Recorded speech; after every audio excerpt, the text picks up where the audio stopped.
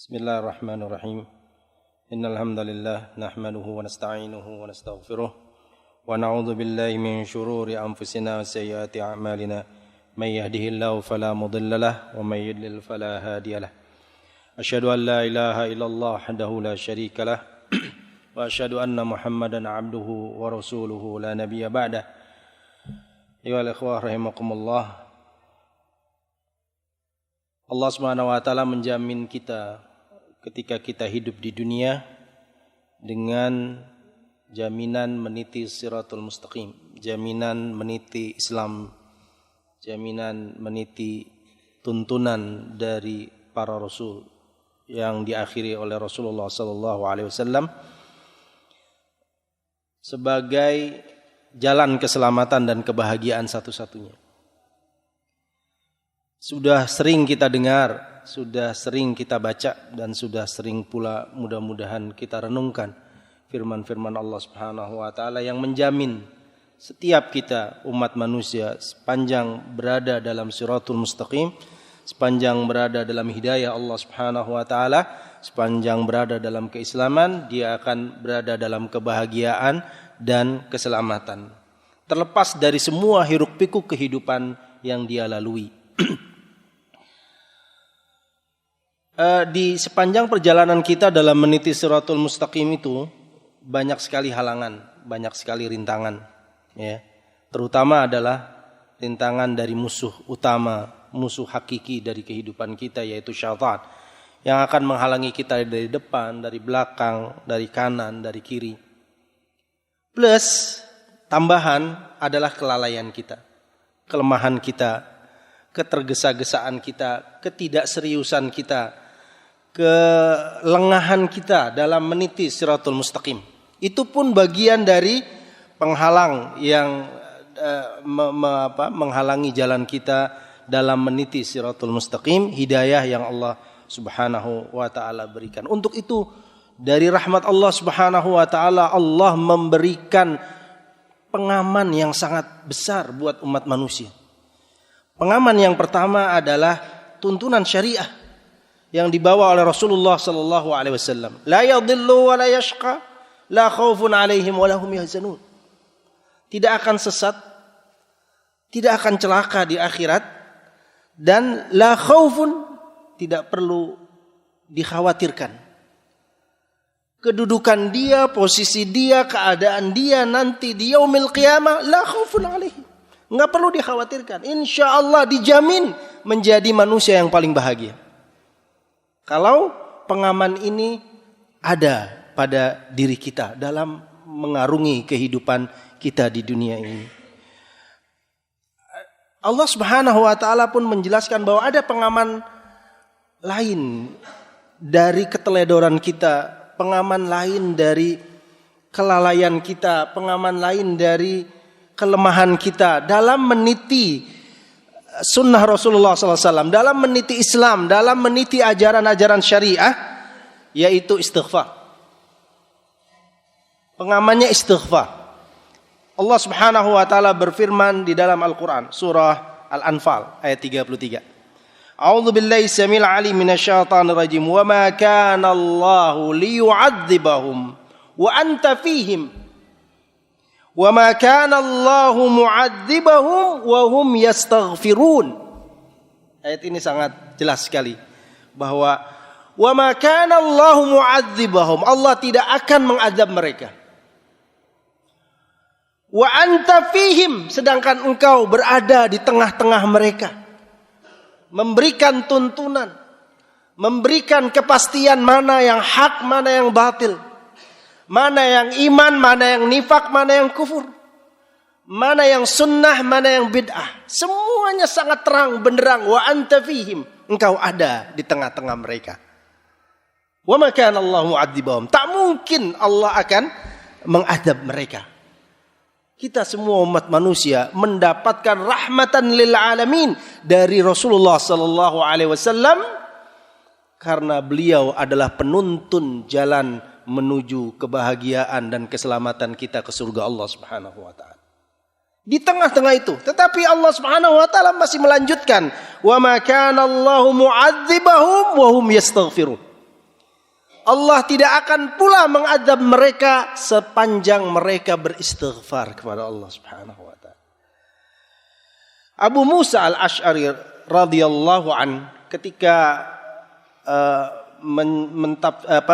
mengisahkan tentang tafsir ayat ini, Rasulullah sallallahu alaihi wasallam beliau riwayatkan bersabda, "Anzalallahu alayya amanaini li ummati." Allah Subhanahu wa taala menurunkan kepadaku 2 pengaman untuk umatku.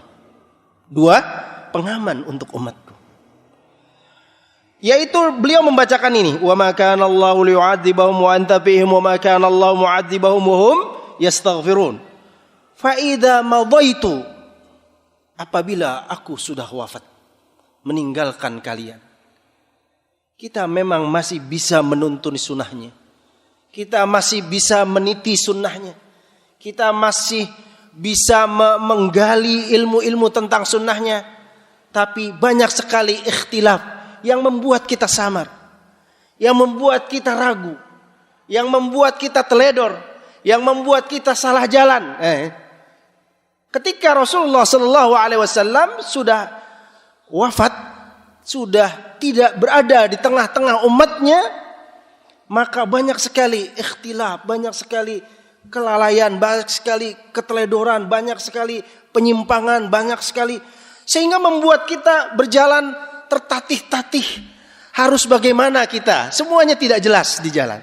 Tapi Allah Subhanahu wa taala memberikan pengaman yang kedua, taraktu fihimul istighfara ila yaumil qiyamah.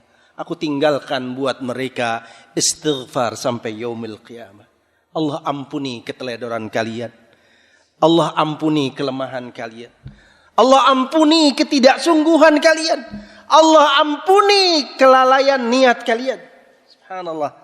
Ya, tetap rahmah buat orang-orang yang beriman.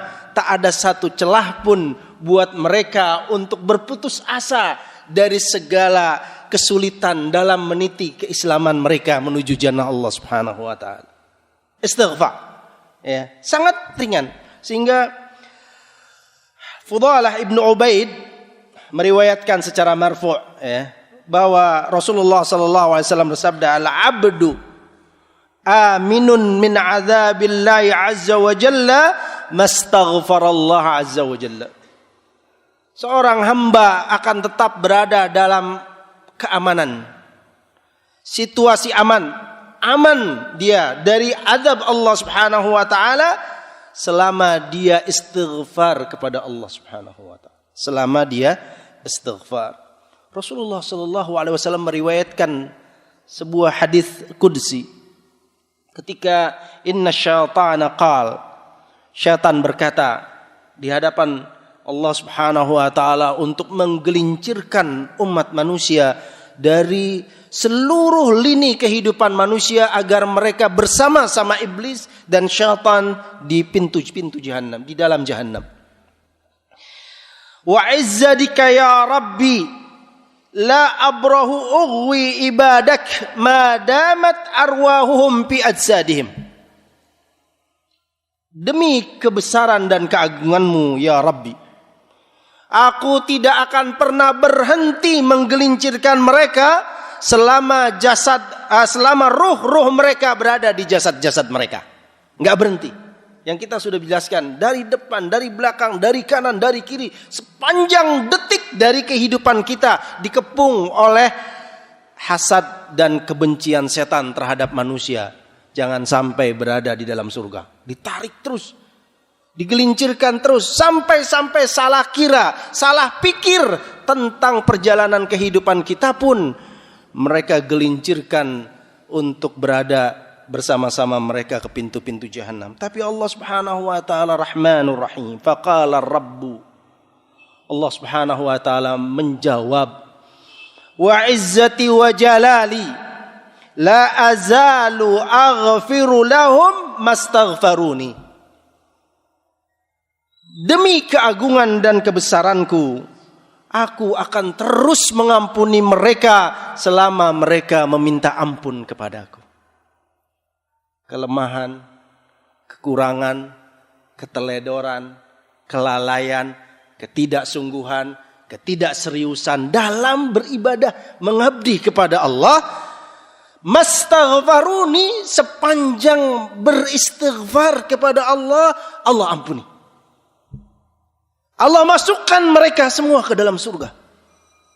Tak ada satupun yang tidak diselamatkan oleh Allah Subhanahu wa taala, mastaghfaruni, selama mereka istighfar kepada Allah Subhanahu wa taala. Dari sini kita bisa mengambil beberapa pelajaran yang sangat berharga. Yang pertama, apa sih istighfar itu? Asalnya adalah menutupi. Kita ditutupi. Seandainya dosa-dosa kita ini diungkap, tak ada satupun di antara kita yang bisa hidup dalam kebahagiaan bersama orang lain, ya. Sebab tak ada satupun di antara kita yang lolos dari semua dosa dan kesalahan. Mungkin sudah penuh badan dan tubuh kita kalau diungkap segala kesalahan dan kelemahan kita. Itu udah pasti, nggak mungkin tidak, gitu ya. Tetapi arti yang sesungguhnya dari al-ghufran minallahi azza wa jalla, ampunan dari Allah azza wa jalla, adalah meminta ditutupi dosa-dosa kita. Kita minta sama Allah ditutupi dosa-dosa kita. Jangan sampai dampak buruk dari dosa-dosa kita terungkap di hadapan makhluknya. Sampai-sampai di padang mahsyar Allah langsung satu personal hambanya yang beriman diajak bicara tentang kelemahan, kelengahan, dosa-dosanya, sehingga tidak ditampakkan kepada makhluknya sebagai kasih sayang Allah Subhanahu wa taala, pengakuan dosa sang hamba di hadapan Rabbinya langsung tanpa penterjemah. Ibnu Taimiyah rahimahullah mengatakan bahwa al-maghfiratu ma'naha wiqayatu syarri dzanbi bihaitsu la yu'aqabu 'ala dzanbi. Yang dimaksud maghfirah artinya adalah ampunan atau dijaganya hamba dari dampak buruk dosa, yaitu tidak disiksa atas dosa-dosa yang mereka lakukan, yang mereka kerjakan. Sebab dampak buruk dari setiap dosa adalah hukuman dari Allah Subhanahu wa taala. Dan ini dimintakan dengan istighfar, ya, istighfar. Berarti istighfar itu adalah keseriusan seorang hamba meminta kepada Rabbinya, karena dia tahu dia mempunyai Rabb, dia mempunyai Allah, Tuhannya yang mengampuninya, yang Maha Rahman, Maha Rahim, Al-Ghaffar, Maha mengampuni, membuka pintu di waktu pagi, di waktu siang, dan membuka pintu di waktu malam, terbuka sepanjang malam, yughargir, selama belum diwafatkan oleh Allah Subhanahu wa taala. Ya, terbuka sepanjang waktu. Lalu yang kedua, faidah yang bisa kita petik bahwa tangga derajat kemuliaan, kebahagiaan dan keselamatan yang Allah anugerahkan dengan istighfar itu besar sekali, luar biasa. Enggak bisa tertandingi, padahal ringan sekali. Istighfar. Astaghfirullah wa atubu ilaih. Allahumma anta rabbi la ilaha illa anta. Ringan sekali. Enggak ada yang berat, enggak perlu bayar 100 juta, enggak perlu bayar 10.000, enggak perlu bayar 1 perak pun. Enggak perlu berlelah. Enggak ada lelah. Apakah astaghfirullahalazim, astaghfirullah wa atubu ilaih, Allahumma anta rabbi, lelah? Tidak. Yang melelahkan mungkin diri kita sendiri, ya. Ini poin yang sangat penting. Mari kita lihat ayat-ayat Allah Subhanahu wa taala dan hadis-hadis Rasulullah SAW yang menjelaskan keutamaan yang sangat besar yang kita dapatkan dengan istighfar. Ya. Yang pertama adalah di dalam surah Nuh ayat 10, 11 dan 12. Ini kita dapatkan banyak sekali fadilah, keutamaan yang sangat besar yang Allah anugerahkan buat orang-orang yang beristighfar. A'udzu billahi samil alim minasyaitonir rajim. Faqultu astaghfiru rabbakum. Aku katakan, aku dakwahkan, aku ajak kaumku, sahabatku, kerabatku, rekanku. Subhanallah, dakwah yang diajak, yang diserukan oleh seorang nabiyyun minal anbiya, seorang nabi, Nabi Nuh alaihi salam. Beliau mengucapkan faqultu astaghfiru. Hai kaumku, kawanku, sahabatku, rekanku. Kelemahan kalian terlalu banyak, kelemahan kita terlalu banyak di hadapan Allah Subhanahu wa taala. Kalau mau dihitung kita jarang berterima kasih kepada Allah Subhanahu wa taala. Itu saja kalau mau dihitung berapa besar dosanya dalam tanda petik. Tanpa terasa tidak bersyukur kepada Allah atas semua karunia nikmat yang sangat agung. Dari pagi kalau tak menghirup udara yang sangat segar. Kalau hidung kita sudah tidak bisa diberi kesegaran yang sangat luas. Kalau mata kita tidak bisa dihitung. Tapi berapa rasa syukur kita? Itu saja sudah membutuhkan istighfar yang sangat besar. Faqultu astaghfiru. Aku mengatakan istighfarlah kalian kepada Allah Subhanahu wa taala. Innahu kana ghaffara. Kau akan dapatkan dia Ghaffar, Maha Pengampun dosa.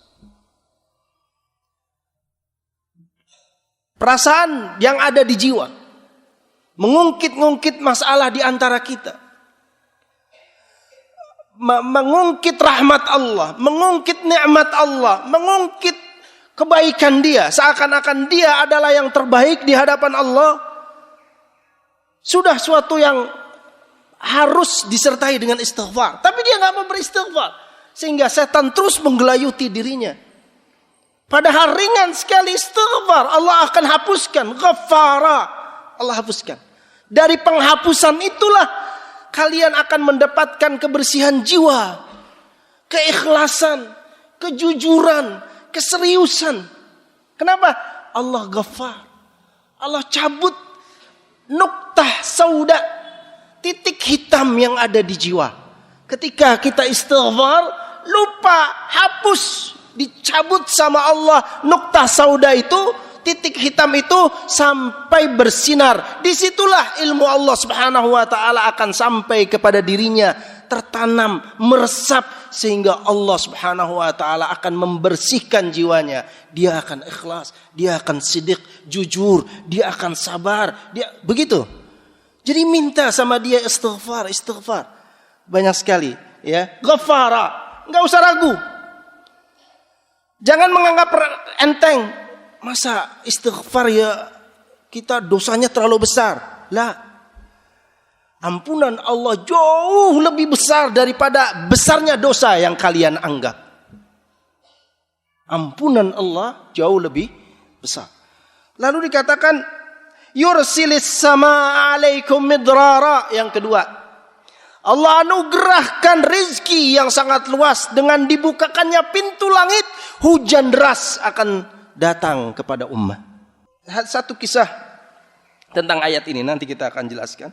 Dan yang ketiga dan yang keempat faidahnya dari ayat ini, wa yumdidkum bi amwal wa banin. Allah akan yumdidkum, dukung kalian, akan perteguh kalian, akan perbanyak kepada kalian banin, amwal, harta dan banin, anak. Kurang harta, mengeluh kepada orang yang di hadapan kita. Yang di hadapan kita tidak pernah memberikan rizki. Yang memberikan rizki Allah. Kenapa kalian tidak minta kepada Allah? Dengan beristighfar saja, wa yumdidkum bi amwal wa banin. Bi amwal wa banin. Istighfar. Ya, perbanyak istighfar. Tidak usah ragu dengan kesulitan kehidupan kita. Kalau kita mau sedikit sujud, beristighfar, minta sama dia, dia yang memiliki segalanya.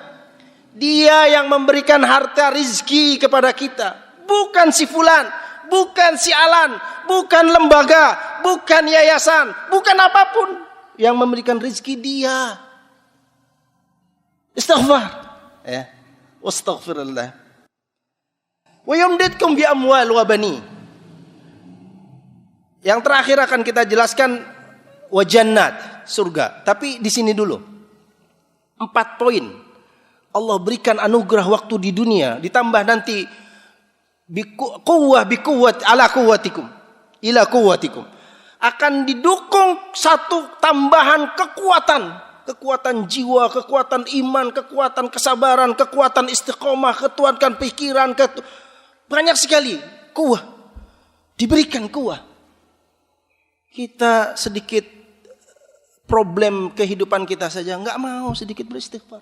Astagfirullah ya Rabb. Ada satu kisah, beberapa kisah yang ingin saya jelaskan betapa Allah Subhanahu wa taala Maha Ghaffar. Benar-benar yursilis sama alaikum midrara wa yumdidkum bi amwal wa banin. Pasti itu. Suatu hari Al-Hasan Al-Basri rahimahullah sedang duduk menyampaikan ilmu kepada tulabul ilm, sahabat-sahabat beliau. Tiba-tiba seseorang laki-laki datang kepada kepada Al-Hasan Al-Basri rahimahullah. Innas samaa lam tamtur. Hujan belum turun, wahai Syekh. Bantu kita. Faqala laul Hasan Al-Basri astaghfirullah. Mintalah beristighfarlah kepada Allah. Mintalah ampunan kepada Allah. Beberapa saat kemudian datang lagi seseorang bertanya kepada Al-Hasan Al-Basri. Ya Syekh, ashkul faqr. Saya punya problem fakir. Bisa kasih solusi? Apa jawaban beliau? Astaghfirullah. Istighfarlah kepada Allah. Summa ja'a thalisun, yang ketiga datang setelah beberapa saat. Imra'ati akhirun la talid. Ya Syekh, istri saya mandul, tidak bisa melahirkan. Apa jawaban beliau? Astaghfirullah. Istighfarlah kepada Allah. Summa ja'a rabi', datang yang keempat. Ajdabatil ard falam tanbut. Tanah kita ini tandus, sulit untuk tumbuhan akan tumbuh. Apa jawaban beliau? Astaghfirullah. Istighfarlah kepada Allah. Sahabat-sahabatnya yang sedang menuntut ilmu bingung juga. Ajabna lak. Saya heran sama Anda.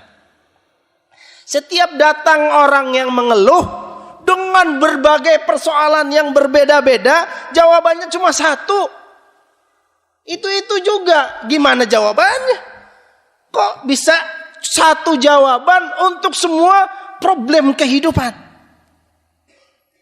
Beliau setelah itu membaca ayat ini.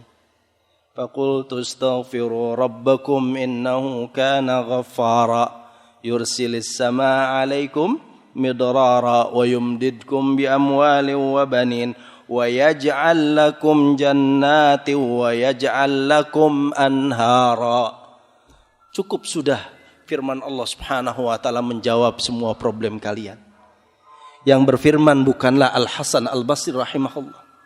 Yang berfirman bukan para sahabat ridwanullah alaihim ajma'in. Yang berfirman bukan pula Rasulullah sallallahu alaihi wasallam, minas sama'is sabi'ah, dari atas langit yang ketujuh yang berfirman, Allah berikan anak, Allah berikan harta, Allah berikan kekuatan. Kenapa kalian tak mau istighfar? Al-Hasan Al-Basri sudah mendapatkan rasa manisnya halawatul istighfar. Manisnya istighfar. Setiap masalah beliau jawab dengan istighfar. Bas, selesai. Subhanallah. Jadi tinggi sekali. Ada satu kisah lagi. Ini di zaman beberapa tahun belakangan ini. Ada seorang wanita ditinggal wafat oleh suaminya. Umur wanita ini sekitar 30 tahun. Punya anak cukup banyak. Dia tidak ditinggalkan apa-apa oleh suaminya. Yang ditinggalkan adalah harta peninggalan ayahandanya yang dulu diolah oleh suaminya. Tinggal sedikit dari harta yang dimilikinya. Dia bingung. Punya anak banyak. Sedang kuliah, sedang sekolah. Sedangkan peninggalannya sudah tidak. Sulit sekali. Akhirnya suatu malam dia mendengarkan ida'ah radio. Ya, radio Al-Quranul Karim. Di Timur Tengah. Dia dengar Syekh sedang bicara tentang istighfar. Keutamaan istighfar. Ayat ini yang dibacakan. ayat ini. Faqultu astaghfiru rabbakum. Sejak itu dia beristighfar. Beberapa minggu kemudian dia memiliki ide, Allah kasih ilham untuk mentakhtid, merencanakan sebuah usaha yang ternyata maju pesat dalam waktu singkat. Istighfar. Sehingga anaknya bisa melanjutkan sekolah, hafal Al-Quran 30 juz. Anaknya yang paling tua kuliah di syariah, akhirnya lulus menjadi ahli syariah. Istighfar. Itu bukan omong kosong, itu cerita dari sang wanita itu sendiri. Istighfar. Suatu hari Imam Ahmad ibn Hanbal rahimahullah pernah berkunjung ke sebuah kota, kalau nggak salah Irak. Beliau hendak bermalam di sebuah masjid. Ternyata masjid itu ada penjaganya yang tidak membolehkan orang untuk tidur di dalam masjid. Tidak berizinkan. Jadi waktu Syekh Imam Ahmad masuk ke masjid hendak tidur, ditanya, "Mau ngapain tuan?" "Saya hendak tidur, saya musafir, tidak punya tempat bermalam. Boleh saya bermalam di masjid ini?" Dia bilang, "Tidak bisa. Masjid ini tidak bisa untuk bermalam. Kalau begitu izinkan saya tidur di teras." "Enggak bisa juga." Waduh, repot juga nih gitu ya. Di dalam enggak boleh, di teras juga enggak boleh. Kita enggak tahu kondisi Irak waktu itu bagaimana.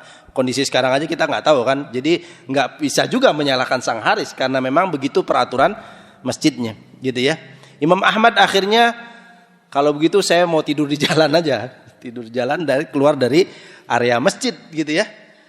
Tidur di jalan. Sebelum beliau mau tidur, baru mau menggelar, tiba-tiba ada seorang kakek sepuh datang menemui beliau. Lagi lewat, negur beliau, "Assalamualaikum." "Waalaikumsalam." "Ikut saya saja. Saya punya ruangan di rumah yang kosong. Anda bisa tempat di situ." Wah, gembira sekali Imam Ahmad bin Hanbal. Alhamdulillah. Ya Allah, berangkat. Akhirnya sampailah dia di tempat Al-Khubbaz, seorang pembuat roti. Ya, jadi dia punya usaha roti.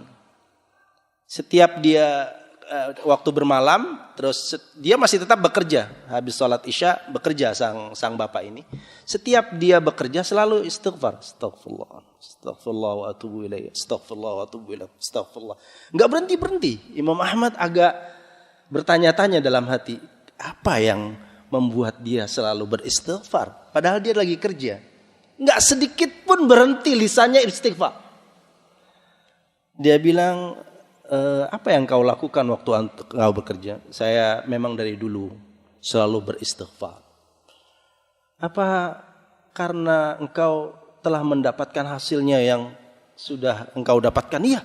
Allah selalu memberikan permintaanku dari dulu sampai sekarang. Setiap aku istighfar, pasti Allah kasih. Kecuali satu." "Apa?" Masih ada satu yang belum dikabulkan." "Apa itu?" "Aku sudah lama ingin berjumpa dengan orang yang aku kagumi, yaitu Ahmad ibn Hanbal." Dia nggak tahu itu Ahmad bin Hanbal. "Aku udah lama ingin bertemu." Dia bilang, "Subhanallah, biistighfarik, dengan istighfarmu engkau dikabulkan oleh Allah Subhanahu wa taala." Temu langsung. Itu waktu dia dicegah, waktu dia oleh Haris, nggak pernah menduga bahwa itu memang sudah Allah Subhanahu wa taala catat sebagai permintaan dari sang hamba yang beristighfar. Beristighfar, subhanallah. Inilah yang mungkin kita harus berpikir, mungkinkah atau pastikah bahwa setiap rezeki yang kita berikan mungkin saja ada istighfar dari bapak kita, ibu kita, istri kita, anak kita, bahkan mungkin dari lisan kita sendiri. Bukan karena anugerah dari orang yang kasihan sama kita, bukan. Istighfar. Ya, mungkin saja ibu kita di rumah Saking bahagianya melihat antum atau kita semua berada di dalam jalan keislaman. Dia beristighfar, astagfirullah, astagfirullah, ya Allah, ya Allah. Allah berikan rizki kepada kalian. Ya. Ini poin yang sangat berharga buat kita sekalian. Ini yang keempat ya. Sekarang kita ingin bahas yang kelima. Faidah dari istighfar adalah wa yaj'al lakum jannat wa yaj'al lakum anhara. Diberikan oleh Allah Subhanahu wa taala kepada kalian surga dan sungai-sungai yang mengalir di bawahnya. Masuk surga hanya dengan istighfar. Pengamannya dua. Ikuti sunnah dengan sungguh-sungguh, mujahadah dengan komitmen yang sangat kuat, istiqamah. Setelah itu istighfar, perbanyak istighfar. Dia akan menghapus segala kelalaian kita dan kelemahan kita, bahkan dosa-dosa kita, sebesar apapun dosa yang kita lakukan. Lalu yang ke-6 adalah di dalam surah Hud ayat 52. Surah Hud ayat 52, Allah Subhanahu wa taala yang saya tadi sudah bacakan berfirman, "Wa yazidkum quwwatan ila quwwatikum." Allah tambah kekuatan kalian di atas kekuatan yang sudah kita miliki. Kita punya kekuatan untuk berada di jalan dakwah. Kita mempunyai kekuatan untuk berada di jalan sunnah. Kita mempunyai kekuatan untuk beribadah di waktu malam. Kita mempunyai kekuatan untuk membaca Al-Quran. Kita mempunyai kekuatan untuk berzikir. Ingat, Allah tambah kalau kalian banyak beristighfar. Tambah kuat dalam dakwah. Tambah kuat dalam beribadah. Tambah kuat membaca Al-Quran. Tambah kuat. Bukan tambah melemah. Kalau ada kelemahan yang terus kita biarkan, pertanda kita melalaikan istighfar kepada Allah Azza wa Jalla. Sehingga akhirnya kita lari dari jalan ini. Dari jalan ibadah. Dari jalan membaca Al-Quran. Dari jalan berzikir. Bosan. Sumpek bahasa Jakarta. Tahu sumpek? Penat. Capek mikirin. Loh, ada apa dengan kecapean kita? Tambahin istighfar. Astagfirullah. Allah akan tambah kekuatannya. Tambah banyak beban yang akan diuji buat kita. Kalau kita istighfar, Allah tambah kekuatan kita menghadapinya. Allah tambah kekuatan buat kita sekalian. Lalu wa yumatti'akum mata'an hasana, surah Hud ayat 3. Kalau tadi 52, sekarang yang ayat yang ketiga nih.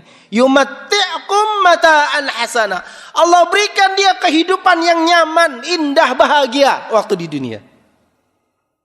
Tetap bahagia. Apapun yang terjadi, dia tetap bahagia. Penuh dengan senyum bahagia di dalam jiwanya. Ini nggak bisa dibeli dengan harta. Ini nggak bisa dibeli dengan harta prestise. Nggak bisa. Terlalu banyak orang yang lebih bahagia berada di jalan-jalan raya sambil mengutin puntung rokok. Maaf, puntung rokoknya bukan rokoknya masalahnya. Dia kerjaannya cuma ngambil sampah-sampah di jalan. Berapa banyak yang antum bisa lihat wajahnya, keluarganya, dirinya penuh dengan kegembiraan dan kebahagiaan dalam jiwanya. Apa itu karena harta? Bukan. Apa karena prestise? Enggak pernah. Siapa yang mau menganggap orang pemungut puntung atau pengangkut sampah? Enggak ada. Tapi dia bahagia. Bukankah kita masih ingat banyak orang yang ngumpulin uang 50 ribu pergi haji dia? Bahagia sekali ngumpulin uang 50 ribu hanya untuk mengejar pergi haji. Dia jauh lebih bahagia daripada kita yang tak sanggup 50 ribu sedikit pun untuk menabung di tabungan kita. Betul ya?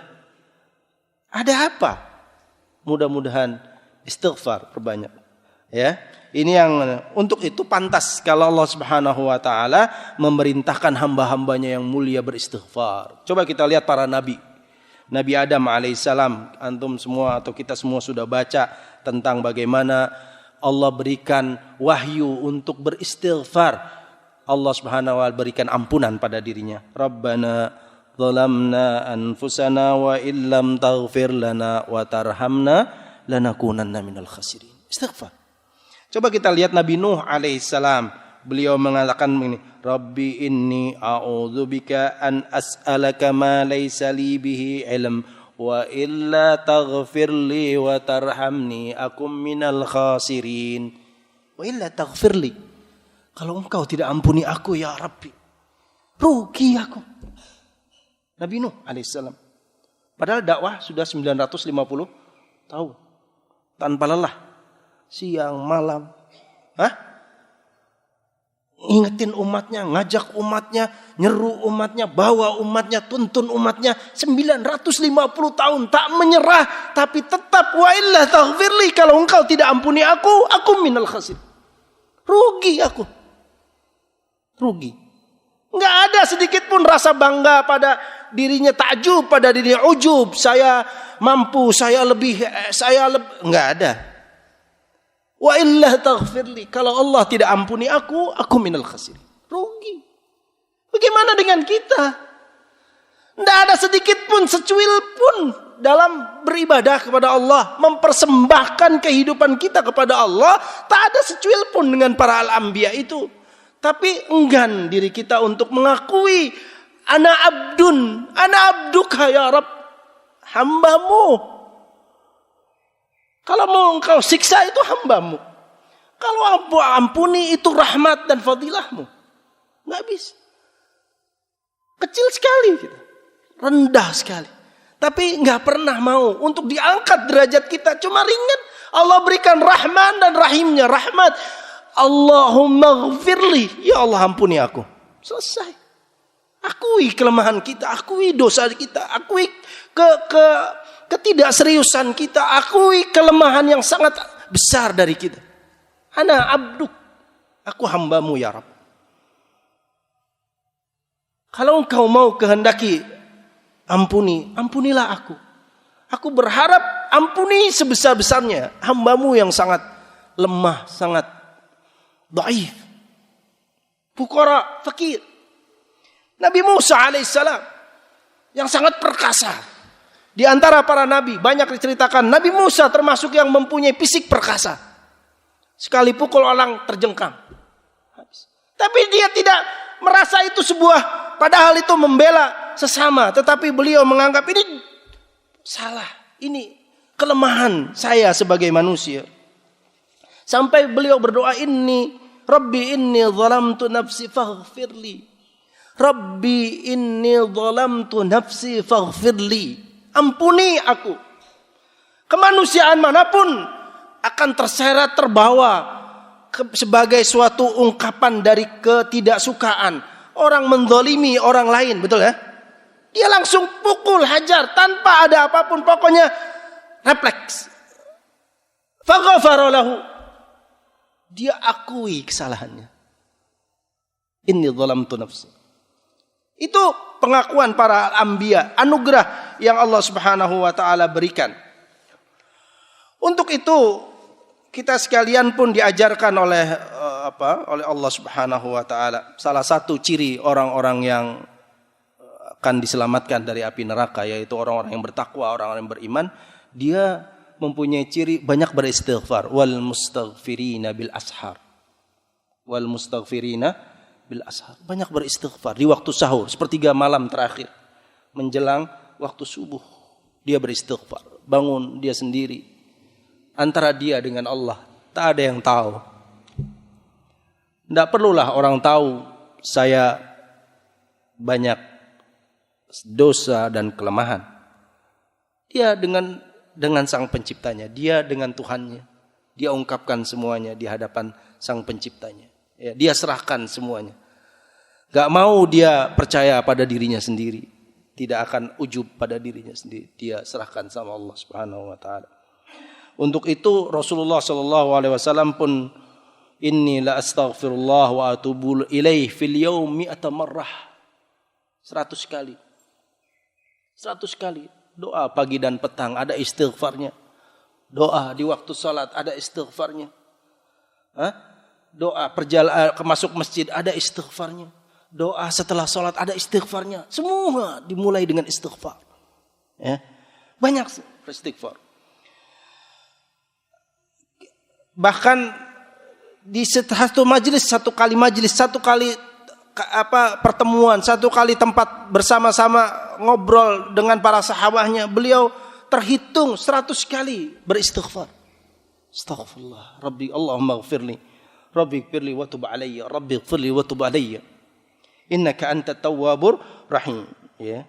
Begitu juga banyak ajaran-ajaran yang disampaikan oleh Rasulullah SAW untuk kita banyak beristighfar kepada Allah Subhanahu wa taala. Ini saja yang bisa saya sampaikan. Mudah-mudahan kita semua Allah berikan kekuatan untuk bisa mengamalkan, karena ringan sekali.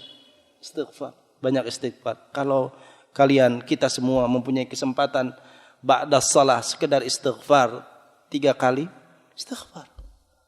Ini bukan berarti tercegah lebih dari 3 kali. Boleh perbanyak, ya. Enggak ada sesuatu yang mengganggu sama sekali. Istighfar, astagfirullah. Walaupun harus serius, dan sebab istighfar akan menambah kekuatan juga pada diri kita masing-masing. Semoga Allah Subhanahu wa taala berikan taufiknya. Subhanakallahumma bihamdika asyhadu an la ilaha illa anta astaghfiruka wa atubu ilaik. Assalamualaikum warahmatullahi wabarakatuh.